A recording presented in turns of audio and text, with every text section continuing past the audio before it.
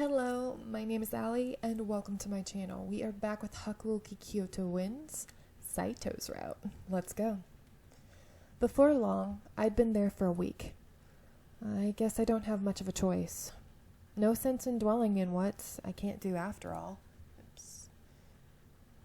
Although, it was still a new sensation. I'd grown comfortable in dressing like a boy, particularly the feeling of wearing pants. Yeah, sometimes I'd rather wear pants. I straightened up and touched the kodachi that Hijikata had given back to me.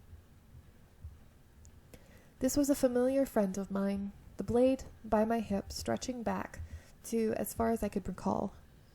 According to my father, this was an important heirloom passed down through the Yukimura clan. As such, I was forced to take lessons in swordplay, making me well aware of what the blade was capable of. I had never cared much for weapons. Weapons hurt people, which is an obvious factor, but it was more than that, at least for me. For as far back as I could remember, any wounds I suffered healed in an incredible rate. Small cuts would disappear overnight. We know the answer to that. Why you're like that, honey? Demon. As a child, I thought nothing of it, but as I grew older, I began to realize that I was not quite normal. My father insisted it was a gift of the gods, but that I should tell no one of it. I didn't tell anyone, of course. I was afraid they would treat me like a monster if they knew. Ever since then, I'd done my best not to get hurt. I stayed as far away from blades as I could, and before I realized it, oh my god, sorry, I hiccuped. I developed a fear of them. My constant need for a disguise was frustrating, but my condition left me more unsettled. I can understand with the fear of the weapons and stuff. My ex, it was an abusive relationship, let's just say, and he liked to carry his gun and show it off, and it kind of made me nervous. He kind of forced me to use it in like one of those shooting ranges. Ugh, and I still to this day, I shake so bad when I see a gun. It's, ugh. Anyway, because he would threaten to kill and everything like that. So anyway, still, that wasn't the only thing on my mind. The rank and file soldiers treated me coldly. I'm not just imagining it, right? I learned having a private room was a privilege, even for captains. For a child to arrive and receive better treatment than their own captains? No surprise, really, for the soldiers to hate me. True. I suppose I can't really blame them. I was enjoying the Shinsengumi's hospitality, and so I felt I should help them in some way, but I knew nothing of the soldiers and their ways. I gave as much effort as possible despite Hijikata's commands for me to remain in my room. How does one calm the lonely, restless mind? I think for the soldiers, whenever the captains or other officers would look out for me, it appeared as if they were giving me special treatment. They're just watching me. To make sure I kept my mouth shut, they took turns keeping watch over me. Any mistake on my part would cause huge trouble, so they were making an effort to keep me contained. Even if I could speak with the soldiers, what conversations could we share? Nothing. My only respite for any possibility of detection would be to stay alone, again. All I wanted from this, though, was to find my father. Even though they'd promised to help me, keeping me locked here without the ability to leave was no better than being tied up. Just when I felt like I'd made some progress into my journey, my search was kept to a halt. Perhaps, I thought, I could talk to Hijikata, if he would give me permission to look for my father. Oh, no, that's right. Hijikata just recently departed to Osaka. Sorry, I'm trying to fix my chair. Well, if Hijikata's not here, I wasn't sure what to do. What are we going to do? Talk to someone. Yeah, we're going to talk to someone.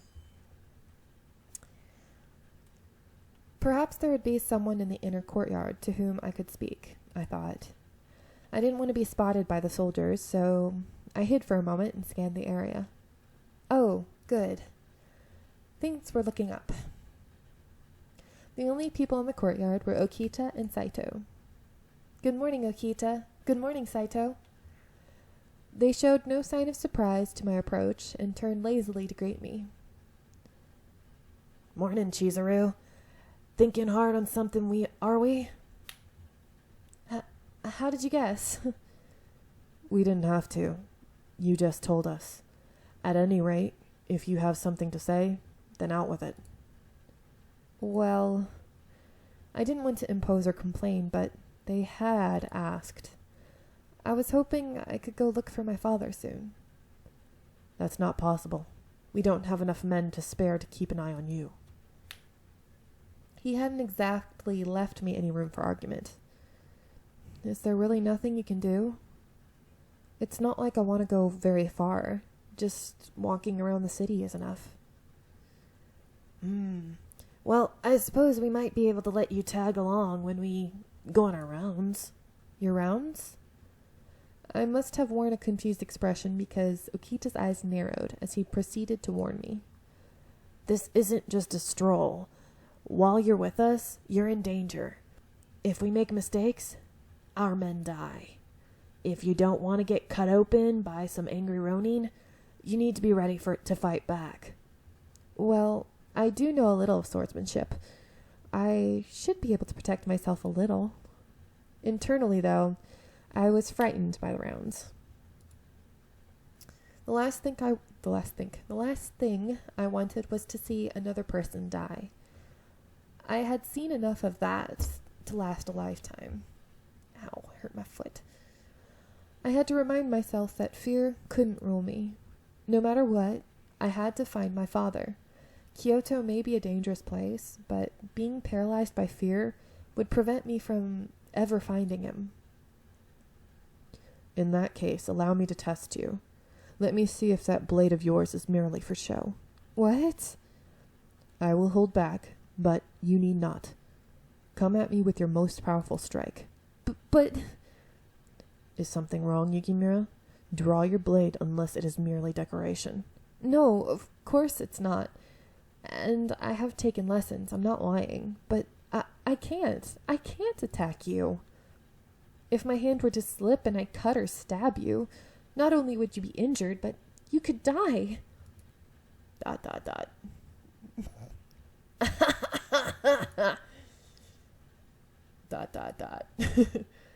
Excuse me, you don't have to laugh. Oh, that you could kill Saito? That's not funny. Ha! Oh man, that is too good.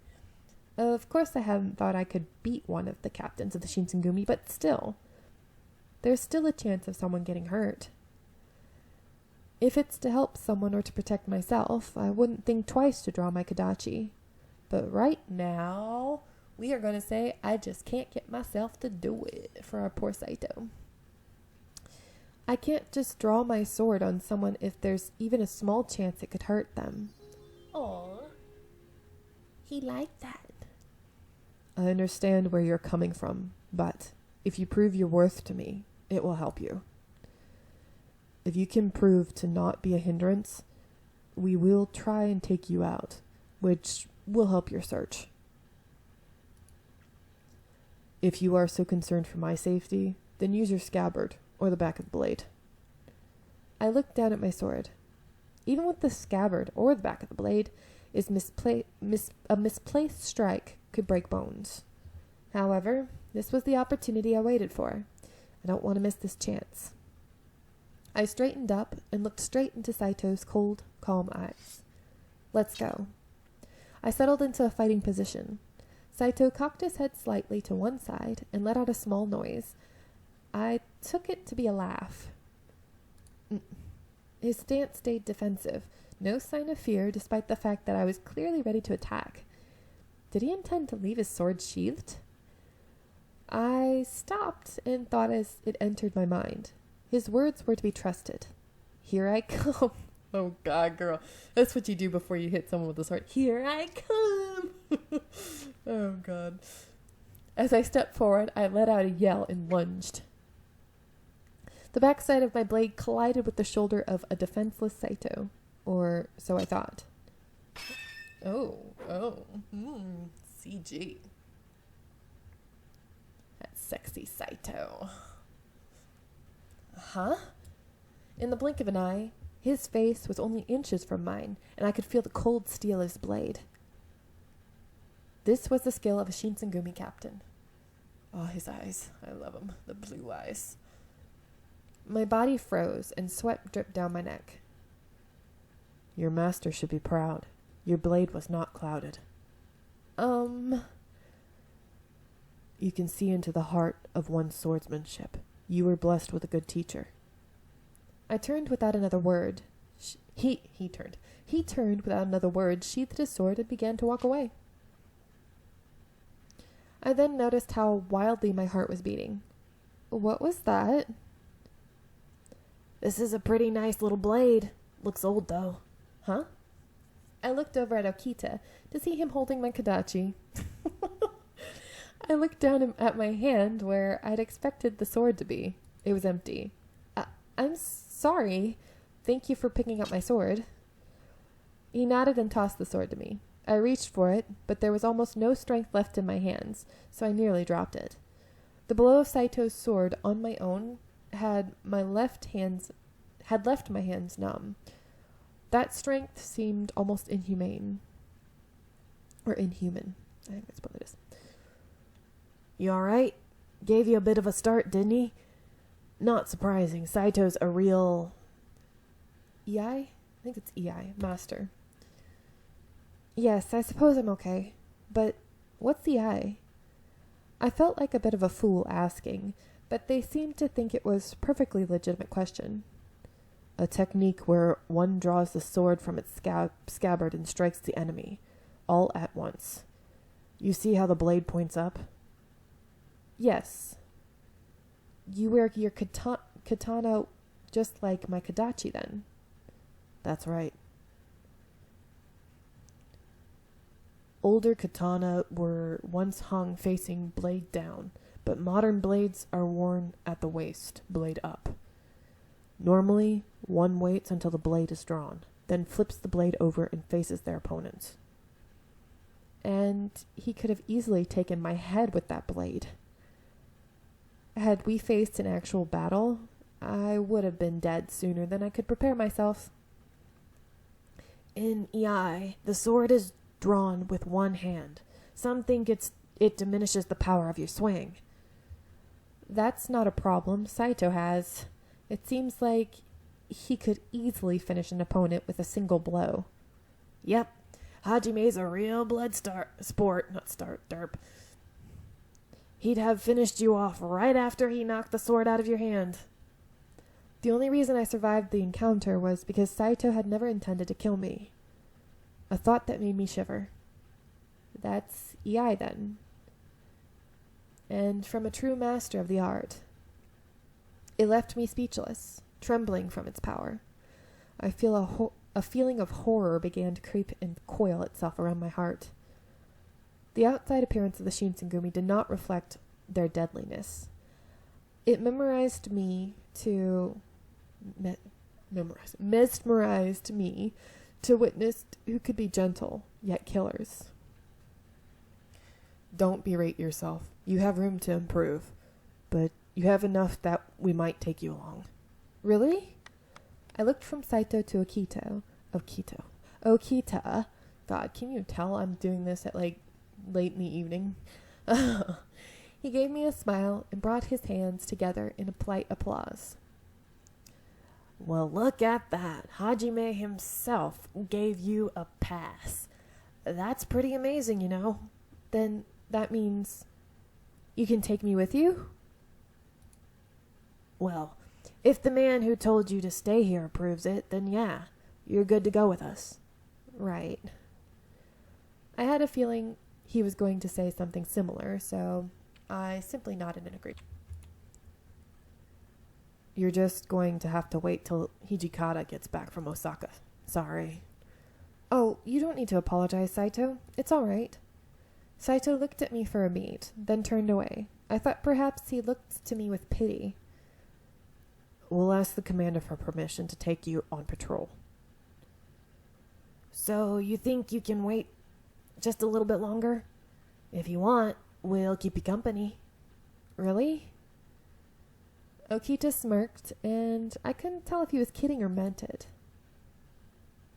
You never know with that boy. I turned to look up to the sky, watching the white clouds gently drift apart. Perhaps a shy omen.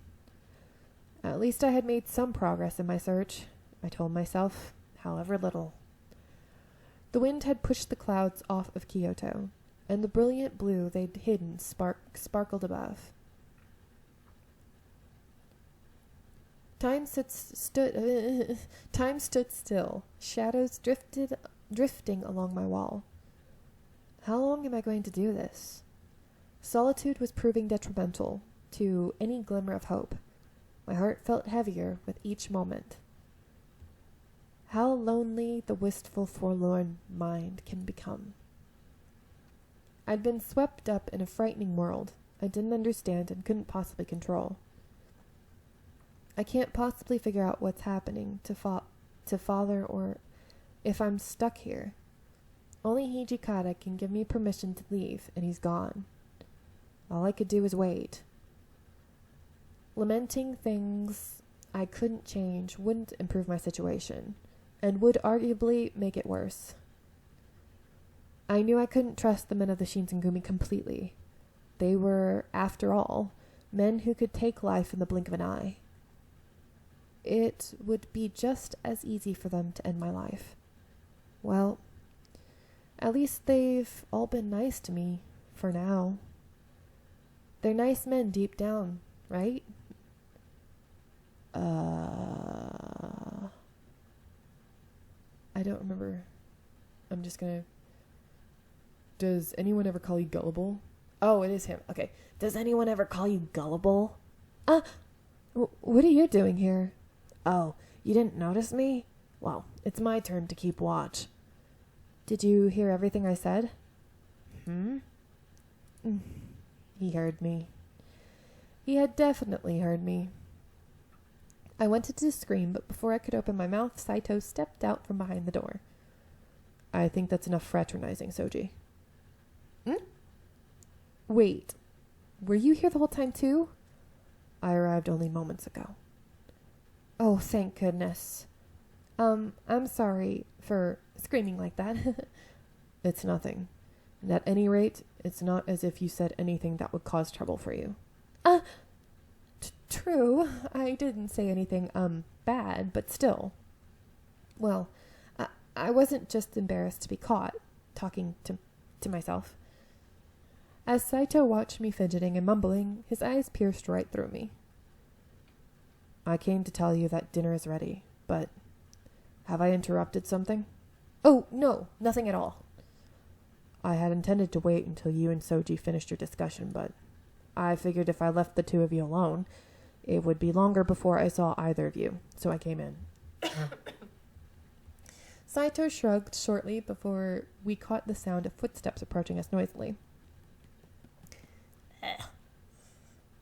My throat's scratchy. All these voices. Heisuke shot through the door. The moment he saw us, however, his face fell. Hey, guys, dinner time! My apologies, Heisuke. I'll be there presently. Yeah, you too, Chizuru. Hurry up or it's gonna be gone before you know it. Sorry, Toto. I'll be there as soon as I can. He turned to leave, but he halted in his tracks. He pursed his small lips together before speaking. Look, can you drop the whole Toto thing? Just call me Heisuke. Everybody else does. Are you sure? Yeah, why not? We're practically the same age. Oh, and we don't need to use honorifics. All right. I'll do that then, Heisuke. Great. Sounds better already. Shall we go? I'm going to let you guys go here. I hope you are enjoying, and I'll see you in the next one. Bye.